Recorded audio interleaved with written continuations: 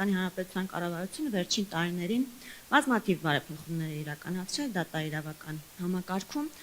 ահռելի ռեսուրսներ է ներդրել այն բանի համար, որ մեր քաղաքացիները ունենան արագ եւ արդյունավետ արդարադատություն։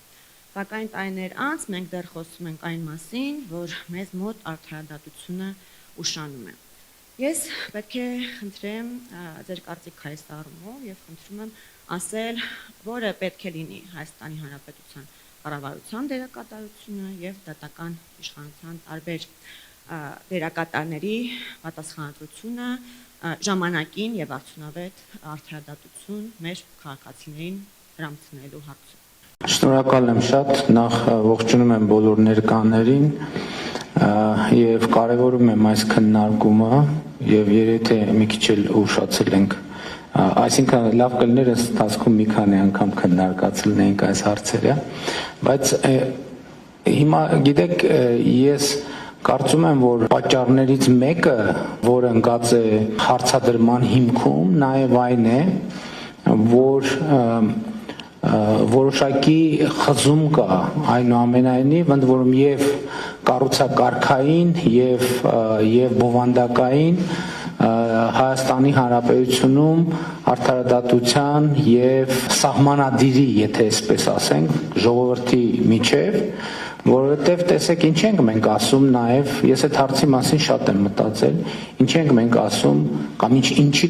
ինչու կա այդ հարցադրումը, թե արդյոք արդարադատությունը եւ արդարությունը նույն բանն են կամ արդյոք պիտի լինեն նույն բանը, մեծ հաշվով երբ որ փորձում ենք այս հարցը բաղդատել, տեսնում ենք, որ իրականում խնդիր կա հենց ինքնին ձևակերպման մեջ, բայց կարևոր է հասկանալ, թե ինչն է պատճառը, որ նման ձևակերպում եւ հարցադրում մեր իրականության մեջ կարող է գոյություն ունենալ։ Ես կարծում եմ, որ դրա պատճառներից մեկը այն է, որ Հայաստանում արդարադատությունը հասկանալի չէ շատերին։ Ինչ նկատի ունեմ հասկանալի չէ, երբեմն բառից բուն իմաստով հասկանալի չէ, որովհետև ես այս ընթացքում իմ շփումների, քննարկումների արդյունքում նաև հասկացել եմ, որ մենք ունենք նաև արդարադատության լեզվի հետ կապված խնդիր, որովհետև բայց այդ լեզուն ոչ միայն խնդիրը ոչ միայն նա, որ այդ լեզուն բարդ է, բայց կարծում եմ, որ երբեմն այդ լեզվի բարդությունը կամ լեզվի բարդացումը օգտագործվում է հետևությունների եւ փաստերի պատճառահետևանքային կապերը կամ դրանց բացակայությունը թաքցնելու համար։ Այսինքն երբեմն երբ որ քննարկումներ են տեղի ունենում կամ հանրային դաշտում կամ ոչ հանրային դաշտում, երբ փաստարկը փաստարկի հետևից, փաստարկը փաստարկի հետևից եւ մի X պահի իրավաբանական մեր հարգելի հանրությունը սկսում է օգտագործել այն բառապաշարը, որը մեծ սովորական մահկանացուներից ընդհանրապես հասանելի եւ հասկանալի չէ եւ խոսակցությունը դրանով ավարտվում է, որովհետեւ ասվում է, որ ահա կապերը այսպեսին են, բայց այդ կապերը տեսանելի չեն երբեմն։ Եվ շատ հաճախ, երբ որ այդ թվում հանրային որոշակի արձագանքի արդյունքում եւ հանրությունը ստիպված է բացատրություններ ակնկալել եւ ստանալ, թե ինչը, ինչու, ինչպես, ամեն ինչ հանգում է դրան եւ այստեղից է գուցե նաեւ պատճառը, որ վակուում է առաջանում եւ երբ որ իմիջիայլոց ուզում եմ ասեմ, որ երթվյալ ատենակալների դատարանի գաղափարը կապ ունի նաեւ սրա հետ, որովհետեւ երբ որ կողմերը չկարողացան երթվյալ ատենակալներին հասկանալի լեզվով բացատրել ինչը ինչոց է, իրանց խնդիրն է։ Հիմա մեր խնդիրն է, որ մենք չենք կարողանում հասկանալ ինչը ինչոց է, կամ հանրությունը չի կարողանում երբեմն, միշտ չէ, բայց երբեմն չի կարողանում հասկանալ ինչը ինչոց է։ Եվ այդ երևույթը մեր իրականության մեջ իմիջիայլոց շատ կա։ Երբ որ քննարկվում է որոշ դեպքերում, ասենք օրինակ, հազար ներողություն, ես զուգահեռս ուղղակի չի, մեթոդաբանական է, երբ որ քննարկվում է, որ օրինակ մշակույթը ի վերջո հանրությունը պետք է հաղորդակցվի մշակույթի հետ, հասկանա այդ մշակույթը։ Դե ասում են, գիտեք, ինձ սա այնուամենայնիվ էլիտար մշակույթ է, Այս ոչ բոլորը պետք է հասկանան, սա նեղ շրջանակի համար մշակույթ է, այնպես որ սա է ճիշտ ուղղությունը, այստեղից հարց է ծագում շատ լավ, եթե դա նեղ մշակույթ է, հանրությունը հարց կտա, ասի ինչի եմ ես հարկեր վճարում, որպեսզի այս մշակութային հաստատությունները պահպանեմ, որպեսզի նա արտադրի մշակույթ, որ անցնում է դատարկ դահլիճներում կամ 5-6-7 հոգու ներկայությամբ կամ 15-20 հոգու ներկայությամբ, այն պատճառով, որ այդ մշակույթը ինձ հասկանալի չէ։ Եթե ինձ հասկանալի չէ, հասկանալի է թող նա վճարի այդ մշակույթի գոյության եւ հետագա գործունեության համար։ Էլ եմ ասում, այստեղ հանկարծ խնդրում եմ սխալ չհասկանաք, բայց նույնն էլ արդարադատության դեպքում է։ Բայց որ դե գիտեք ինչ կան այսպիսի բարդ իրավական հանգույցներ, նրբություններ, որը այդպես է իրականում։ Ես չեմ ասում որ բարդ հանգույցները չկան։ Ես ասում եմ հանրությունը պիտի հասկանա ինչ է տեղի ունենում եւ ինչու։ Այստեղ է ճեղքը առաջանում, որ մարդիկ պատճառահետևանքային կապերը չեն հասկանում, ինչից սկսվեց, ինչի վրա ներքին համոզմունք, որը շատ կարևոր եւ առանցքային բան է։ Բայց եթե մենք չենք տեսնում, թե այդ ներքին համոզմունքը ինչի հիման վրա է ձևավորվել, հարության մոտ է ներքին համոզմունք ձևավորվում է, որ այս ներքին համոզմունքը ձևավորվել է ոչ ամենևին փաստերի եւ փաստարկների հիման վրա։ Ընդ որում նաև երբեմն մեր իրավաբանական հանրության ներկայացուցիչներ երբեմն կրակին յուղ են լցնում, ասելով, որ դե գիտեք ինչ իրավաբանությունը ճշգրիտ գիտություն չի։ Այո, գալիս է, զարգանում, դե կարա սենց էլ լինի եզրակացությունը, կարա նենց էլ լինի։ Սա ֆունդամենտալ պրոբլեմ է։ Որովհետեւ այսինքն ես կասեմ, գիտեք ինչ մենք ասում ենք ինչի է ուշանում արդարադատությունը ոչ այնքան ուշանում, որտեղ տեղ չի հասնում։ Ինքը անընդհատ process է, ինքը չի հանգուցալուծվում։ Ինքը գնում է, անընդհատ պատկերացրեք ճամփորդություն, որը չի ավարտվում։ Այսինքն չկա այդ վերջին կետը, որ մենք եկանք հասանք հետեւյալ եզրակացության եւ ընդ որում այստեղ խնդրեմը հələ եթե էս լիներ, դա կլիներ խնդրեմի մի մասը։ Նույն իրավաբանական նույն խոսույթները իրանք ունեն իրենց ներքին խոսույթը։ Օպերատիվ բլոկում առանձին ընկալումներ եւ պատկերացումներ կան, քննչական օղակում առանձին պատկերացումներ կան, դատախազական օղակում առանձին պատկերացումներ կան, դատավորական օղակում առանձին պատկերացումներ կան։ Ու սովորաբար, երբ որ բանը գալիս հասնում է այն դեպքերին, երբ որ հանրությանը պետք է տրվի պատասխաններ, ու էլ եմ ասում, ես ընդհանրապես ինչ եմ այս թեմաներով խոսում, որովհետև հանրության պատասխան տվողը ամենայն հարգանքով դահլիճում ներկա շատ, այսինքն ես եմ թիվ 1 պատասխան տվողը հանրության, թե ինչի էս մեկը նենց, այն մեկը նենց, այն մեկը նենց, այն մեկը։ Եվ ես այդ պատասխանը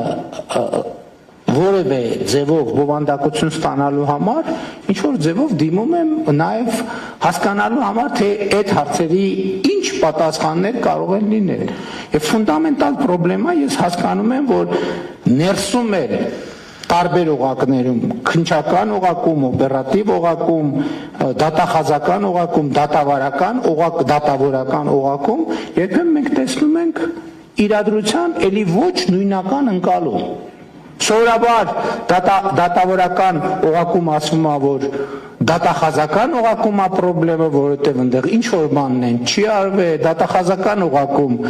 ասում է որ գիտեք քննչական օղակում է խնդրեմը, այնտեղ ոնց որ ինչ որ բան չի արվել, քննչական օղակում ոնց որ թե օպերատիվ մարմինը լավ չի աշխատել Այն պարագայում, երբ օրը ցերեկով ուղիղ եթերում մի բան է տեղի ունեցել, որը պետք է ստանա իրավաբանական արձագանք Օրը ցերեկով բոլորի աչքի առաջ տեղի է ունեցել մի բան ես էլ չեմ խոսում այն խորը կոնսպիրատիվ ինչ-որ պրոցեսների մասին, որ պետք է ստանա իրավաբանական օրը ցերեկով բոլորի աչքի առաջ բան է տեղի ունեցել, որ պետք է ի վերջո հանգուցալուծվի, ստանա իրավաբանական գնահատական ու տենց էլ այդ իրավաբանական գնահատականը չկա։ Ինչու՞, որտեղ օպերատիվ բլոկը լավ չի աշխատել կամ հակառակից ասոր։ Այսինքն այս 4 օղակները երբ որ չի հասցեագրվում հարցը, 4 օղակներ ունեն պատասխան, մյուս օղակը լավ չի աշխատել, այդ ամբողջ պատճառը։ Ինչը չգիտեմ ինչքանով է ճիշտ, ինչքանով է սխալ, բայց հարցը հետևյալն է։ Ես էլի շարունակաբար դնում եմ այս հարցը, հանրությունը ինչով է մեղավոր, եւ ես հիմա ինչ ասեմ մարդկանց։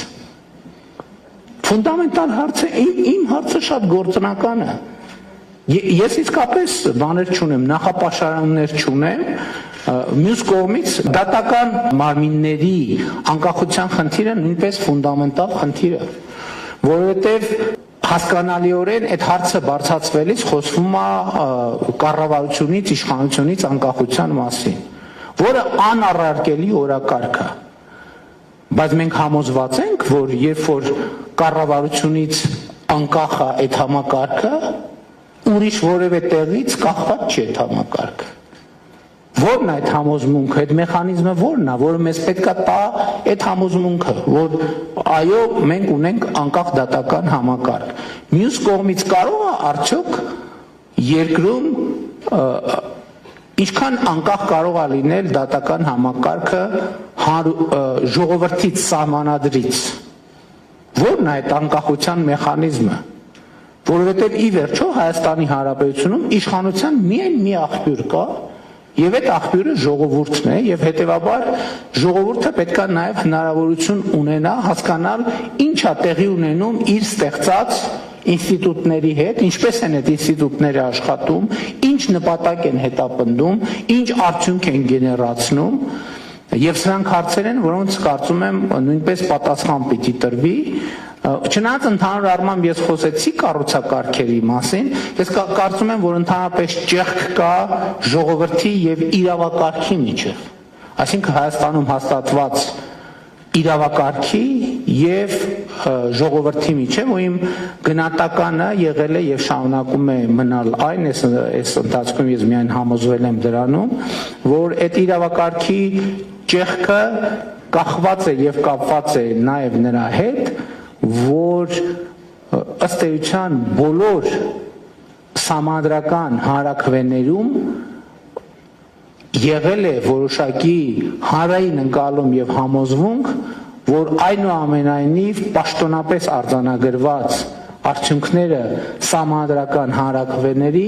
չեն արտահայտում ժողովրդի կամքը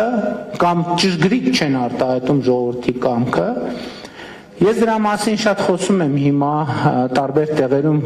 իրական Հայաստանի գաղափարախոսությունը ներկայացնելիս, որով բնականաբար չեմ ծանրաբեռնի այսօր ձեզ,